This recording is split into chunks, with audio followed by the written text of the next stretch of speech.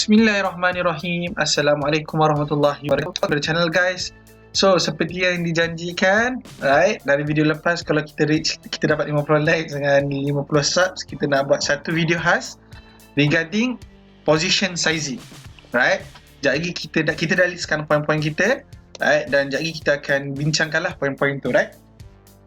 Okay, like always kita akan ulas sikit apa yang apa yang dah berlaku for the past few days and all, right. Okay, so hari 24 Mac, okay, 24 Mac saya ada post, right. Saya ada post satu pasal satu post ni lah, yang ni lah, yang you guys can post apa yang ada dalam group ni, maybe dah baca, alright. Okay, that akhir bulan 1, right guys, akhir bulan 1 saya ada buat saya ada trade satu account ni, memang baru start actually awal-awal tu tak plan pun untuk YouTube, right. Awal-awal tu memang tak plan untuk YouTube pun, start dengan 2,000 lebih, tapi tak, kita cakap kat sini 5,000 lah, sebab ada lepas tu kita tambah sikit kan, so let's say 5,000 lah akhir bulan 1 tu. Dan about lebih kurang 2 bulan, right, by the time saya post gambar ni dah 2 bulan lah, kira memang genap 2 bulan, memang ngam-ngam ataupun lebih sikit je ataupun kurang, okay, plus minus 2 bulan memang ngam-ngam lah, okay, right. So saya cakap dekat sini that saya start RM5,000, okay, modal RM5,000, dan Alhamdulillah as you guys can see here, right, dah RM10,000 nilai account tu lah. Okay, so itulah yang saya ada post kat sini. You guys boleh baca, siapa yang nak baca post-post saya ni, ada post-post yang insyaAllah guys bermanfaat. Okay, saya cerita lah kat sini kenapa ramai fokus, banyaklah post yang komen cakap bermanfaat lah. Okay, you guys can be the judge lah, right. So apa yang saya cakap kat sini is that, dengan modal kecil pun, right, dengan modal kecil pun you boleh, right, you boleh compound jadi 1 juta. Dan yes, ada yang beritahu saya, yes, memang bawah 100,000 senang. Okay, saya nak cakap pun saya tak tahu, sebab tim kita memang ada yang dah trade dengan 1/2 juta pun. Okay guys, ada, right, almost 1/2 juta ada, ratus-ratus ribu. Okay, kebanyakannya ratus-ratus ribu lah, sama je lebih kurang. Cuma obviously position sizing you kena pandai lah, yang tu kita nak cerita sekejap lagi, right. Tapi in terms of compounding, benda yang sama, but obviously you kena pandai, dia kena tukar sikit lah, adalah benda yang you kena tengok, right. Okay, jadi apa yang saya nak post kat sini, sebab tu saya cakap kat sini, right, dalam trading yang penting itu bukanlah RM, bukanlah berapa ringgit you untung, 100, 200, 300, 1,000, 2,000, 10,000, 20,000, tapi adalah nilai persen tu. Boleh tak you dapat persen tu setiap bulan, banyak tu contoh, ataupun setiap kali you beli counter, banyak tu contoh you target, right. Itulah lebih penting daripada nilai ringgit, sebab you kena faham, bila you dah main, bila you dah trade saya cakap main lagi, sorry, bila you dah trade dengan modal yang lebih besar, okay, persen tu lebih matter, okay, you guys know that kan. So persen tu adalah penting, right. You kena fokus dengan persen tu, berapa persen you nak dapat setiap bulan and all, right. Okay, right. Okay guys, you guys boleh baca lah benda-benda ni semua kan, right. Okay, ni satu lagi saya nak ulas sikit. Okay, ada yang tanya kat saya, sebab maybe diorang tengok saya ni aktif kan, jenis macam selalu tengok market and all, right. You kena faham, tak semesti you tengok market selalu, right. Setiap hari you tengok market bermakna you nak beli setiap hari, tak bermaksud macam tu, right. Dan ada yang tanya, adakah tuan, adakah you ni intraday ataupun swing kan, right. You fokus mana? Saya banyak kali cakap, right, saya lebih fokuskan kepada entry, right. Maksudnya, you tak boleh nak tahu saham tu dia naik bila, okay, right. Rather than, lagi-lagi kalau you belum konsisten, okay, kalau you dah konsisten, kalau you dah intraday, you betul, you sure you boleh konsisten, okay, go on with it, right. Ni saya cakap terang-terang, okay guys, sebab channel kita, purpose of this channel is untuk nak tolong orang, insyaAllah nak tolong orang, right, kongsikan apa yang kita ada untuk orang konsisten, right. Tapi kalau you betul boleh konsisten dengan intraday, dengan 10 minit you trade, dia boleh konsisten dengan cara tu. Kalau betul you dah betul konsisten, bukan orang lain cakap dia dah konsisten. Kalau you betul dah konsisten, then go on. Kalau you rasa tu lah boleh buat sumber pendapatan you, contoh. Tapi apa yang saya nak sampaikan is, rather than you focus that, kalau you belum konsisten, you focus on entry cantik. Jangan nak fokus hari ni aku nak jual, okay, aku nak jual, right. Ni pendapat saya, okay guys. Kalau you betul lah, saya cakap, kalau you betul belum konsisten, you fokus entry yang cantik, jual dekat area resistance, insyaAllah you akan profit, trust me. Sebab saya dah banyak kali intraday, saya dah banyak kali scalping, saya dah banyak kali saya tahu, right. Saya dah try macam-macam. You guys boleh tengok setiap hari saya order dalam 30 order, ada dalam kadang ada dalam 40 order pun ada. Right? So saya dah rasa, okay, dan saya rasa saya layak lah untuk nak bersuara in terms of that. Okay, dan in terms of saya nampak mana yang paling okay is you fokus kepada entry. You tak perlu fokus, you tak perlu nak target, okay, dalam seminggu aku nak jual, dalam 2 minggu aku nak jual, dalam 3 minggu aku tak jual. Kadang sehari 2 hari dia dah naik, right? Kalau dah 2 hari dia dah naik, jual lah, right? Sebab you nak ambil duit tu pula nak beli dekat saham yang masih kat bawah pula, contoh, rather than you nak fokus je sampai 100%, contoh, right?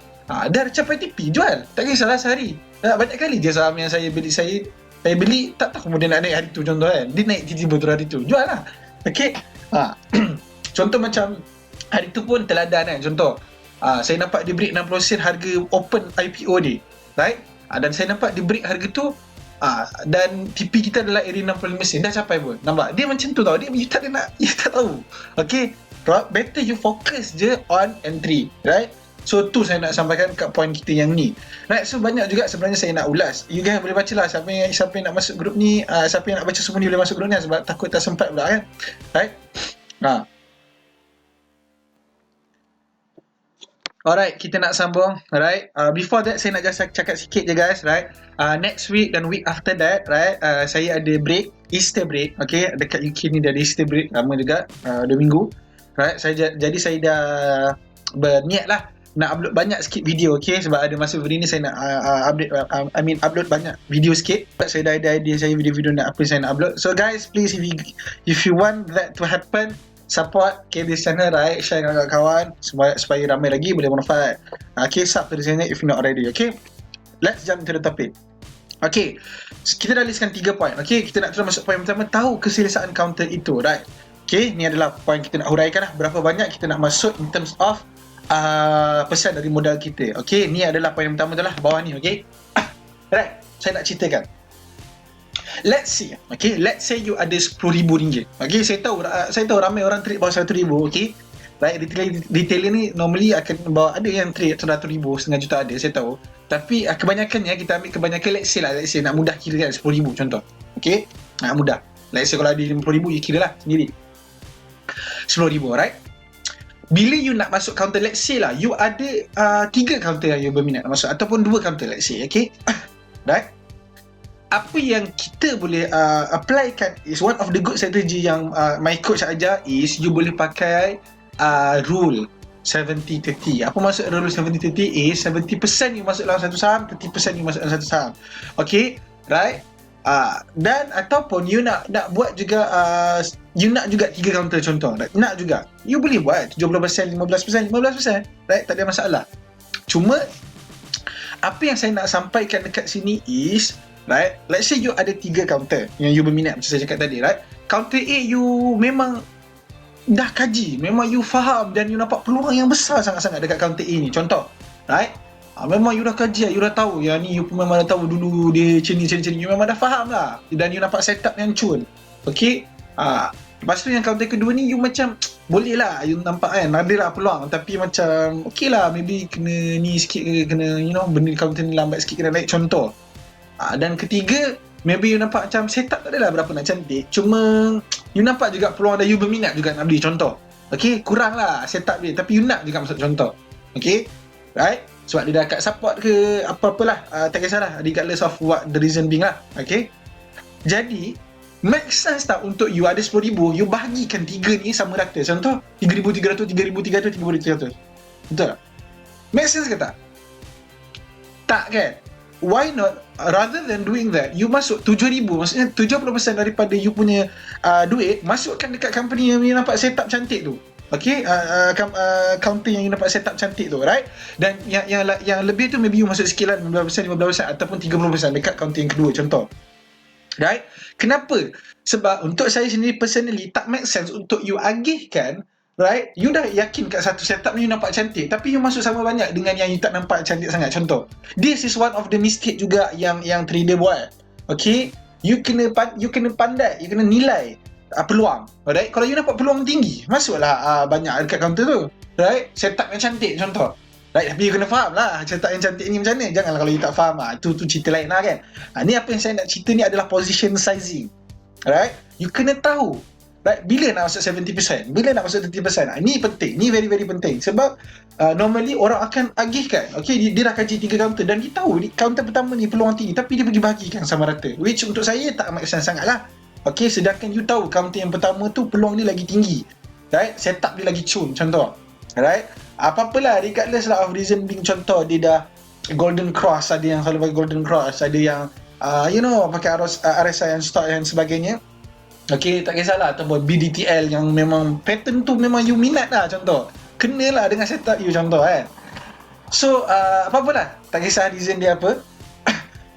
Dan counter yang kedua tu tak adalah cantik sangat. Tapi you maybe nampak lah dia kat support, dia susah nak pecah, right, and so on. Okay, tapi tak adalah secantik yang pertama punya setup. Tapi you masuk sama rata, 50-50. So, untuk saya sendiri, tak make sense lah. Dan obviously bila saham yang pertama tu naik banyak, nanti you akan macam faham tak? Frust lah. So in terms of probability, yes, you tak tahu saham mana nak naik dulu. Maybe kedua tu boleh naik lagi banyak. Okay, tapi in terms of probability, you dah kira dah yang saham pertama tu lagi banyak boleh naik. Why not ditambah? You masuk lagi banyak, right? So ni antara one of the strategy yang saya nampak orang-orang berjaya pakai. Dan yes, saya pun pernah apply. Okay, so you boleh buat benda tu, right? Bila you nampak, saya pun apply. Saya apply lah, right? You boleh test, you boleh cuba. Okay, kalau you ada 100,000 pula, contoh you nak bagikan dekat 3 counter, 60,000 counter ni, 20,000 counter ni, 20,000 counter ni. Okay, you akan nampak lah significant return bila you buat macam tu, right? Rather than you nak bagi sama rata dan you nak kena mengharapkan 3-3 ni naik. Why not you masuk ke banyak dekat satu counter? Okay, dan counter tu insyaAllah lah kalau dia naik banyak lah you akan dapat terus. Faham tak? In terms of capital gain, right? This is one of the strategy yang untuk kita nak kembangkan modal kita lah. Macam mana kita nak jaga 5,000 ke 10,000, 10,000 ke 20,000, 20,000 ke 40,000 and so on.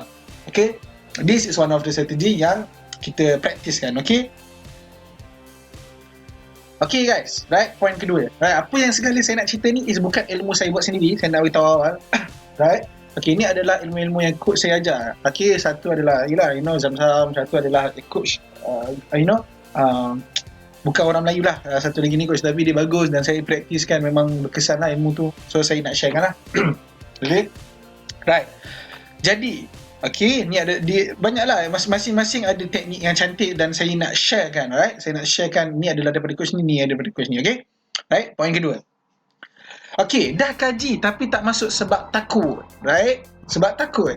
Okay, this is one of the problem. Kalau dalam bahasa Inggeris tu dipanggil hesitation of being a trader. Okay, you hesitate, you takut lah nak masuk, right? You dah kaji. Okay, you dah kaji dah cantik lah you kaji, right? Malam tu you dah kaji dah, you dah cakap dah ni kalau break RM8 you nak beli, contoh. Okay, you dah cakap awal lah kat diri you, dan esok bunyi alert, right? Dan you tak masuk. Kenapa? Sebab you takut, right? Apa-apa sebab lah, tak tahulah. You takut maybe sebab maybe you tak yakin lagi dengan setup tu, padahal malam tu you dah kaji lah. Okay, sebab execution is one of a problem juga, of being a trader. Even though you dah kaji pun, tak semua orang berani masuk even though dia dah kaji. Ni kena tahu, alright? So apa yang you boleh buat dalam keadaan ni? Okay, you dah kaji, dengan syarat you dah kaji, you dah kaji. Okay, apa yang you boleh buat? You yakin setup tu cantik semua dan esok berlaku. Apa yang you boleh buat? You masuk je sikit. Dulu. Yang you tak kisah pun you lost. Contoh, normally you akan masuk let's say 100 slot. Contoh, you boleh masuk je 40 lot dulu ke, right? At least bila benda tu naik you tak frust. Okay, sebab you dah kaji. Ni bukan gambling ke apa, you memang dah kaji, right? You dah kaji. Tapi you tak nak masuk. So apa yang you boleh buat is you masuk je sikit, feel the water, orang panggil. Okay, yes, maybe you tak untung banyak kalau naik, tapi you dapat juga. Okay, you can feel the water, orang panggil, right? So you boleh masuk sikit lah. Maybe normally you selalu masuk normally masuk 100 slot, contoh, right? Apa you boleh buat is masuk je. Maksudnya kalau jatuh 3 bit pun, let's say jatuh 4 bit pun you baru rugi RM80. Okay, you boleh take kan RM80 any day. Maksudnya tak kisahlah RM80 loss. Right?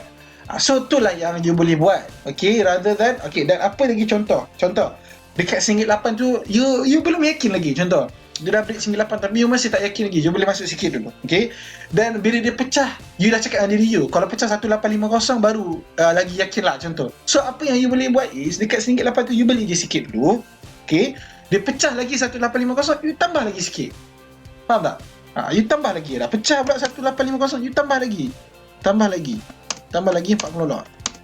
Ataupun you boleh buat dia dah pecah 98, dia dah sampai 1850, you tak tambah, dan dia reverse balik sampai 18, dan dia tak pecah 18. Maksudnya 18 tu adalah support dia yang kuat, RBS dia yang kuat, resistance become support dia, dan you nampak clear, you boleh tambah balik. Contoh. Okay, ataupun up to you lah. Dia banyak lah sebenarnya nak cerita tu, video lain lah kot. Okay, bila nak tambah apa tu lah antara teknik yang kita praktiskan lah.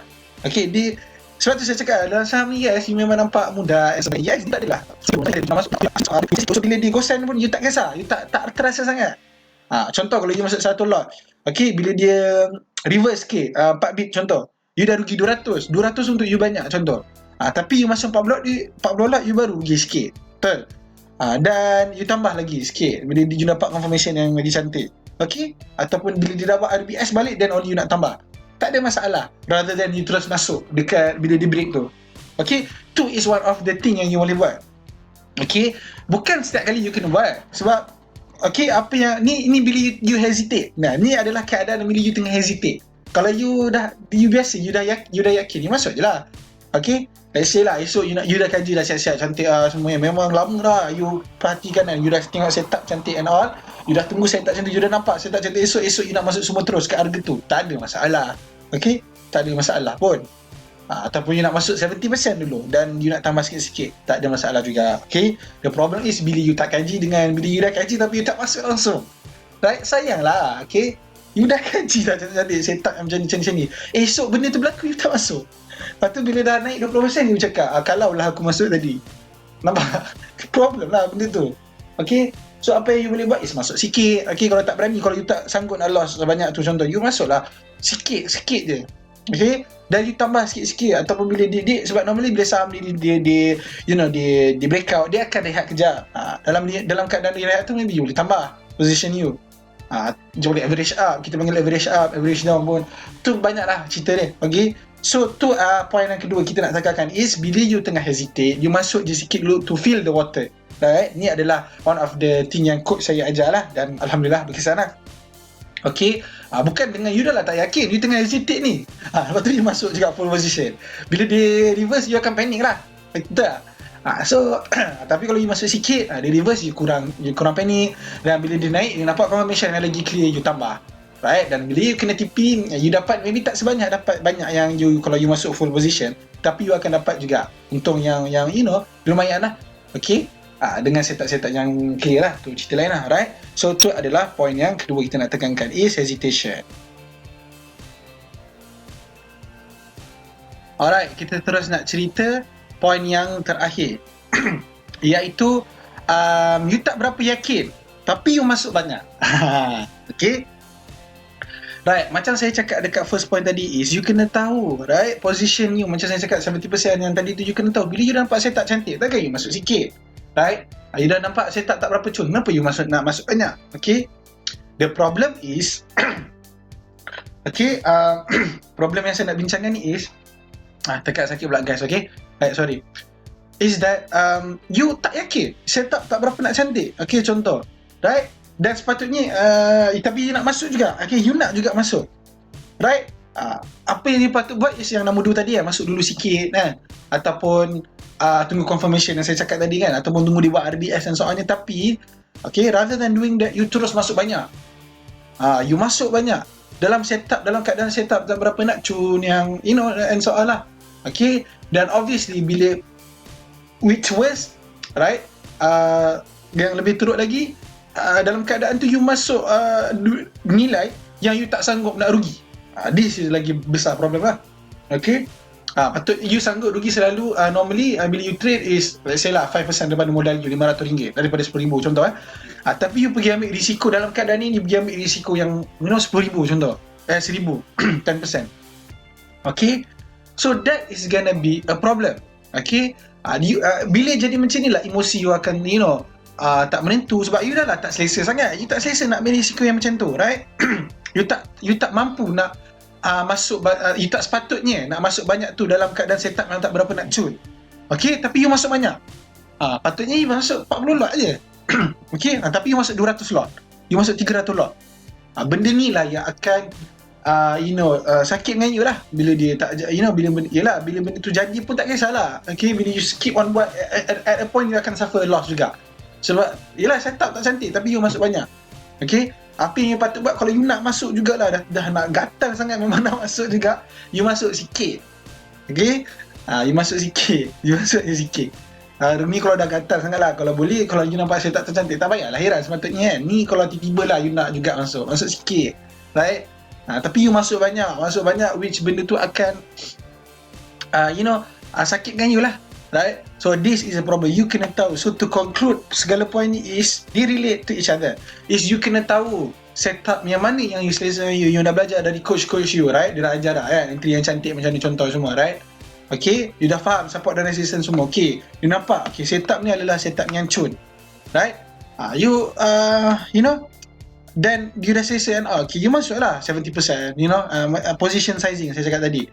Janganlah bila yang setup tercantik you pergi masuk banyak, yang setup yang cantik you pergi masuk sikit, right? So itulah problem dia. Okay guys, so hopefully you guys faham lah apa yang saya nak sampaikan dari video ni, dalam video ni. It's very very important. Alright, so itu adalah 3 point kan, right? InsyaAllah benda tu akan berkesan, right? It's applicable untuk siapa-siapa pun. Okay, modal banyak mana pun insyaAllah berkesan, right? Okay, so fokuskan kepada tu bila nampak setup chain dan sebagainya. Saya dah cakap banyak kali pun, saya tahu ayat tu tadi, right? So fokus. So key dia adalah buat kajian dan fokus, alright?